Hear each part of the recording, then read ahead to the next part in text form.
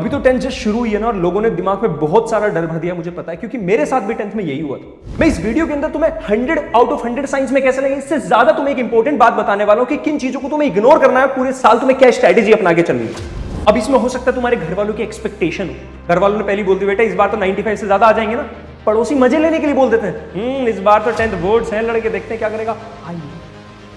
जो तुम्हारी सब छोटी छोटी दिक्कतें ना वो सारी मैं बताने वाला हूं, बट सिर्फ कुछ गिने चुने बच्चों के लिए, वीडियो सबके लिए नहीं है, मैं क्लियर बता रहा हूं। कुछ बच्चे इस वीडियो को छोड़ सकते हैं, ये ऐसा नहीं कि तुम टॉपर होने जरूरी तभी इस वीडियो को देखोगे, नहीं हो सकता तुम वीक बच्चे हो सकता तुम एवरेज हो, बिलो एवरेज हो, फर्क नहीं पड़ता। बस एक चीज की मैं तुमसे प्रॉमिस चाहता हूं कि तुम इस बात को मुझे प्रॉमिस करो, पूरे साल तुम्हारे एटीपी हर प्रॉब्लम में, हर दिक्कत में तुम्हारे सामने खड़े होंगे, तुम्हारे साथ खड़े होंगे, साथ में मिलकर खत्म करेंगे सारी प्रॉब्लम। देखो लॉन्ग रन में अगर तुम्हें कंसिस्टेंसी मेंटेन रखनी है, सबसे बड़ी प्रॉब्लम क्या होती है 9th में भी हुई होगी, कंसिस्टेंसी खत्म हो जाती है। शुरुआत में तो जोश से शुरू करते हैं कि यार हम फोड़ देंगे, 9th में टॉप करेंगे, बट धीरे धीरे 1 महीने बाद 2 महीने बाद ना चीजें बैकलॉग बनने स्टार्ट हो जाता है, चीजें छूटती चली जाती हैं, फिर चीजें याद नहीं रहती है ना, फिर पता नहीं रहता कि सिलेबस कितना ज्यादा पाइलअप हो गया, इतना ज्यादा सिलेबस हो गया कि अब हम कर भी पाएंगे, फिर डिमोटिवेशन होता है, डिमोटिवेशन के बाद चलो यार छोड़ देते हैं। यही होता है, सेम हर साल हर बच्चे के साथ ही होता है। जो मैं बातें बताऊंगा बस तुम्हें उन्हें फॉलो करते चलना है, ज्यादा प्रेशर नहीं लेना है। तो इस वीडियो के अंदर जो मैं शुरुआत करूंगा, पहले हमें यह पता होना चाहिए हमारा सिलेबस क्या है, सिलेबस में कौन से चैप्टर से कितने मार्क्स का आने वाला है, ये सेकेंडरी पार्ट है, पर ये तो हर बच्चे को पता होना चाहिए, ये बहुत जरूरत है। क्योंकि देखो तुम्हारा जो बायो वाला पार्ट है ना वो अकेला 30 नंबर का आएगा, बायो 30 नंबर की आएगी, बट कोई न्यूमेरिकल नहीं होगा। यानी यहां पर अब तुम्हें लगेगा डर 80 में सारी चीजें याद करने वाली होंगी, नहीं होंगी। तुम्हें जो मैं साइंस में पढ़ाऊंगा, जिस तरह से पढ़ाऊंगा, तुम्हें कुछ याद नहीं करना, सब क्लास के अंदर होगा। कोई मैं बाहर तुम्हें रेक्टिफिकेशन करने के लिए बिल्कुल नहीं बोलूंगा, नहीं बिल्कुल नहीं। फिजिक्स में तुम्हारे न्यूमेरिकल आएंगे, इटवीन न्यूमेरिकल तो सबसे बड़ी दिक्कत है, मत टेंशन ले, किस तरह से कराने वो मुझे पता है। हर चैप्टर के, चाहे वो बायोलॉजी हो, चाहे वो केमिस्ट्री हो, चाहे वो फिजिक्स हो, तीनों में सिर्फ एक छोटी सी बात है जो कॉमन है, बस कॉन्सेप्ट पकड़ो, दैट्स इट। याद करने की जरूरत नहीं पड़ती। पूछ लेना अपने जो जूनियर, जो मुझसे पढ़े, कुछ गिने चुने बच्चे मुझसे पढ़ेंगे, जो नहीं जानते मैं बता देता हूं। मेरा नाम है अक्षय त्यागी, प्यार से तुम लोग मुझे एटी भाई बोल सकते हो। तुम्हारे साथ अब इस साल नहीं, जो बच्चे साइंस लेंगे उनके साथ 10th 11th 12th तीनों साल में रहने वाला हूं, और तुम्हें जिस जिस जगह मेरी जरूरत होगी या नहीं भी ना, तब भी मैं खड़ा रहूंगा, हर प्रॉब्लम में तुम्हारी मैं साथ दूंगा। मुझे पता है तुम्हारी पढ़ाई से ज्यादा बड़ी प्रॉब्लम ये होती है कि टाइम मैनेज कैसे करें। हम चीजें पढ़ते हैं फिर भूल जाते हैं, जब सिलेबस इकट्ठा हो जाता है उसे कैसे सॉल्व करें, हमें समझ में नहीं आता एडीबी कौन सी बुक्स लगाएं, कौन से मॉड्यूल्स लगाएं, कौन से रेफरेंस बुक लगाएं, पीवाईक्यू कब लगाने चाहिए कब नहीं लगाने चाहिए, फिजिक्स में न्यूमेरिकल कैसे सॉल्व हो, बायोलॉजी में इतनी सारी चीजें याद कैसे हो, केमिस्ट्री में केमिकल इक्वेशंस कैसे बनाए, सब चीजों में मैं साथ दूंगा। ये तो एकेडमिक वाला पार्ट है। तो अब तुम्हें ये पता होना चाहिए कौन सा चैप्टर कितनी लंबी है, मैंने क्लियर लिख दिया है, ये बायो का चैप्टर है, ठीक है। अब आ जाओ, शुरुआत कहां से होती है। देखो शुरुआत हर बच्चे की, वही जो मैंने बताया, बायोलॉजी की थ्योरी दिक्कत देती है, केमिस्ट्री में इक्वेशंस और फिजिक्स में न्यूमेरिकल बैंड बजाते हैं। ये सब चीजें ना एकदम ऐसा लगता है कि इतना सारा सिलेबस, जेन्युइनली बताऊं साइंस का सिलेबस इतना सा है। चलो याद करो, जब तुम 6th क्लास में थे, तुमने मैथ्स की बुक सॉल्व की होगी, है ना, वो तुमने पूरे 1 साल में सॉल्व की थी। वही मैथ्स की बुक अगर मैं तुम्हें आज दूं, गारंटी से बताओ कितने दिन में सॉल्व कर दोगे, बताओ। 6 दिन, ज्यादा बोल रहा हूं, ये भी 4 दिन में भी कर सकते हो। रीजन बीइंग क्योंकि तुम्हारा दिमाग वो अडेप्ट कर लेता है, तुम्हारे दिमाग को पता है कि ये तो कम सिलेबस है। हाँ, इट्स ऑल अबाउट परसेप्शन, मतलब तुम सोचते किस तरह से हो। अगर तुम सोच लोगे साइंस बहुत हार्ड है, नहीं है, मैं बता रहा हूं तुम्हारा सिलेबस कम से कम टाइम में मैं खत्म कराऊंगा, छोटे से लिमिट पीरियड ऑफ टाइम में ना तुम्हारा सिलेबस में जल्दी खत्म करा दूंगा, सो दैट हम अच्छे से रिवीजन कर पाए, है ना। बार बार एक मंत्र याद रख लो आज, और कमेंट में जो बच्चा उस मंत्र से एग्री करता है, जिस बच्चे को लगता है मंत्र हमेशा काम कर, वो बिल्कुल जो मेरे साथ पढ़ने वाला है, repeat and revise again and again, ये मंत्र दिमाग में बिठा लो, we will repeat and revise again and again. सिर्फ इकलौती यही चीज है जो तुम्हें सिलेबस को आसान भी करवा सकती है, या फिर इतना सारा सिलेबस दिखा के तुम्हें डिमोटिवेट भी करवा सकती है। अब तुम में से बहुत सारे, कौन हो तुम लोग, 9th में हो सकता है तुम बिलो एवरेज थे, 30 से 50% के बीच से, वही हो क्या, हो सकता है तुम एवरेज हो, 50 से 70% के बीच में तुम्हारे 9th में हो, ये हो गया। हो सकता है तुम अबव एवरेज हो, 70 टू 85 88% के बीच में तुम्हारा नंबर है, ये वाले हो क्या। या फिर हो सकता है तुम टॉपर हो, 88 से 100% के बीच में हो। तुम कोई भी हो, मैं क्लास में कभी डिफरेंशिएट नहीं करूंगा। हाँ, तुम कौन हो मुझे बताना जरूर, सो दैट मैं तुम पे उस तरह से काम कर पाऊं। जब मुझे तुम्हारी दिक्कत का पता होगा तभी तुम्हारे ऊपर मैं काम कर सकता हूं ना। मेरे लिए चारों बराबर है, कोई कम ज्यादा नहीं है। हो सकता है तुम्हें कोई बोले कि तो तेरे से नहीं हो पाएगा, तो बहुत लेट लेट में पढ़ता है, तुझे बहुत देर में चीजें समझ में आती है, पागल है क्या, गधा है क्या, नहीं, बस अलग है, कोई दिक्कत नहीं है। अलग होना इज नॉट द प्रॉब्लम।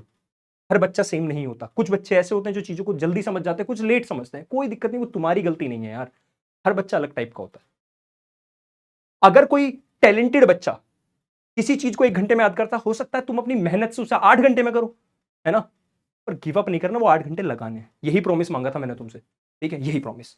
ठीक है, अब इसके बाद ये तुम्हारी मेन प्रॉब्लम है। सबसे पहला लैक ऑफ अवेयरनेस। सबसे बड़ी प्रॉब्लम ये होती है जब तुम लोग जैसे भी 10th में आए, मुझे पता है इस वीडियो में अब तक टिके रहने वाला बच्चा, तो मुझे पता है वो तो पक्का 100 आउट ऑफ 100 फोड़ ही देगा। तुम 90% से प्लस वाले बच्चों जो अभी इस वीडियो को देख रहे हो, ये सच्चाई है। क्योंकि कोई भी काम की चीज देखने पे हमारा दिमाग ज्यादा देर नहीं टिक पाता। अब ये काम की चीज तुम अब तक देख रहे हो, दैट मींस तुम 90% से प्लस वाले बच्चों, इसकी मैं गारंटी दे रहा हूं। बस इसी तरह लगे रहना हर साल। अवेयरनेस की प्रॉब्लम तब आती है जब 10th शुरू हो गई है ना? बहुत बच्चे इस चीज को भूल के ना गर्मियों की छुट्टी का वेट करते हैं, जुलाई से स्टार्ट करते हैं। ये तुम्हें नहीं करना। ये जब ज्यादातर तभी होती है जब गाइडेंस सही नहीं मिलती है। ज्यादातर लोग सोचते हैं कि जुलाई में शुरू करेंगे क्लास 10th को। नहीं, तुम्हारा टारगेट ये होना चाहिए कि तुम्हें अप्रैल से शुरू करके अप्रैल मई जून जुलाई अगस्त मैक्स सिलेबस खत्म करना अगस्त तक। फिर सितंबर अक्टूबर नवंबर तुम्हारे रिवीजन के, दिसंबर जनवरी तुम्हारे सैंपल पेपर्स और तुम्हारे मॉड्यूल्स लगाने के, फिर जो रेफरेंस बुक है, और फरवरी तुम्हारा फिर से वापस रिवीजन का। ये पूरा टारगेट जो मैंने बोला इसे बिल्कुल एज इट इज ट्राई करना कि हो पाए। नहीं होगा तो उसके बाद भी मैं तुम्हारा साथ दूंगा, टेंशन मत लो, बट ये होना चाहिए एक रफ आइडिया। दूसरी प्रॉब्लम आती है डिस्ट्रैक्शन। हर बच्चा जब क्लास 10th को शुरू करता है, ऑब्वियस सी बात है 9th से जब तुम 10th में आते हो तुम्हारे दिमाग में भी बहुत सारे चेंजेस आते हैं, ग्रोथ भी होती है, लाइफ में बहुत सारी चीजें ऐसी आती हैं। ऑब्वियस सी बात है ऑपोजिट जेंडर अट्रैक्शन, ये भी बिल्कुल कॉमन है। मैं इसमें फिर से बोल रहा हूं, तो मैं ये नहीं बोल रहा कि ऐसा नहीं होता, होता है भाई, ये रियलिटी है। इंस्टाग्राम पे रिप्लाई करने, फेसबुक तो नहीं चलता होगा, मेरे जमाने में फेसबुक चलता था।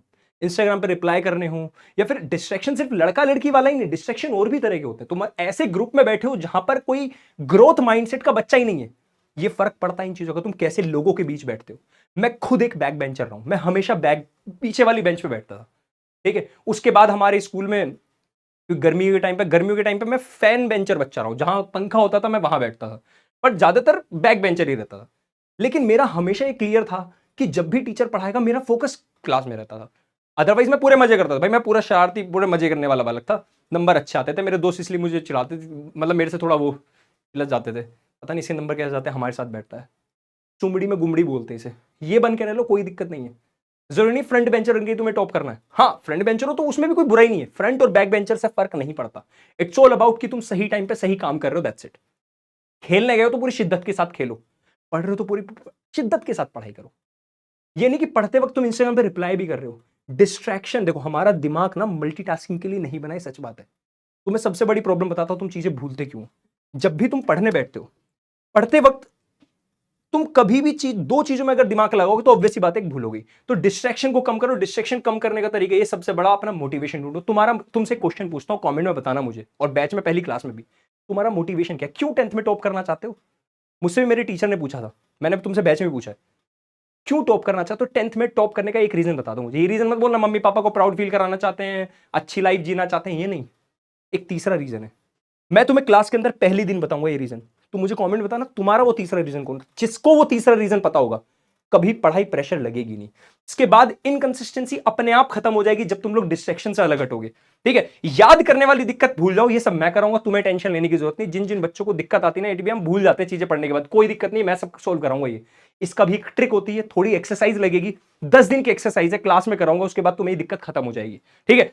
टाइम मैनेजमेंट, जब तुम्हारा डिस्ट्रैक्शन खत्म, ठीक है, टाइम ज्यादा बचेगा। इनकंसिस्टेंसी खत्म, तो तुम डेली पढ़ रहे हो तो तुम्हारा बैकलॉग नहीं होगा, अपने आप तुम सर एक दिक्कत दूसरी प्रॉब्लम को सोल्व कर देगी, तुम ऊपर वाली सोल्व कर लेते हो, बस दैट्स इट, ठीक है।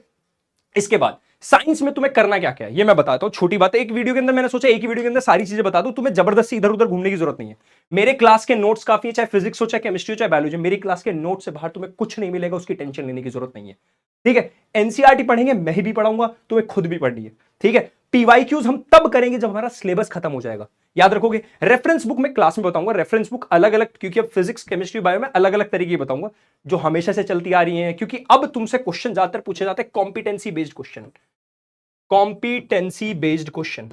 और कॉम्पिटेंसी बेस्ड क्वेश्चन का मतलब ही अब तुम्हारे दिमाग का कॉन्सेप्चुअल टेस्ट लिया जाएगा। और तुम्हारे एटीबिया हमेशा से, तुम कभी मेरी पुरानी वीडियोस देखना, मेरा हमेशा से ये था कि उनके पीछे भागो मत, कौन सा पेपर में क्वेश्चन आएगा कोई फर्क नहीं पड़ता, सिर्फ कॉन्सेप्ट समझो, तुम जो समझोगे वो पेपर में आएगा, ये गारंटी है, दैट्स इट, ठीक है। चलो, तो ये मुझे जरूर बताना तुम्हारा एम क्या, जरा देख लो यहाँ पे, इसके अलावा भी कोई और एम है ना, मुझे कमेंट में बताना, क्योंकि एम तुमने डिसाइड कर लिया ना, उसके बाद तुम्हें हर चीज आसान लगेगी, ये मुझे पता है। क्योंकि जब मन में मोटिवेशन होता है कि मुझे इसलिए काम करना ही है, अपने आप चीजें आसान हो जाती है। तो तुम्हारे एडी भैया तुमसे क्लास में मिलने वाले हैं। And love you all. जिस बच्चे ने पूरी वीडियो देखी, हेड्स ऑफ टू यू। तुम लोगों को टेंशन लेने की जरूरत नहीं है, मिलके मचाएंगे, ठीक है। बैच में मिलते हैं पहली क्लास के अंदर। बाय बाय बच्चों, Tata and love you all. ये जरूर बताना मुझे, ठीक है।